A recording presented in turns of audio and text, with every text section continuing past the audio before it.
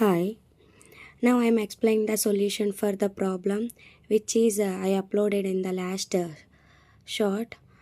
So, what they are asking the 10th term of series.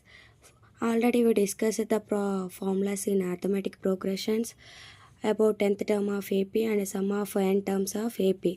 Now they are asking 10th term of AP. Already we know the formula of nth term of AP. Nth term of AP. Nth term of AP is denoted by an. An is equal to a plus n minus 1 into d. This is the formula of nth term of AP. So here they are asking 10th term. 10th term means n value is a10 is equal to a value. First term of series, therefore a value is 2, n value is 10, 10 minus 1, d. D is the difference of two terms. So D is equal to second term minus first term. Second term is 5, first term is 2, 5 minus 2 is 3. So D value is 3. Therefore 2 plus 10 minus 1 is 9. 9 into 3 is 27. 2 plus 27 is 29.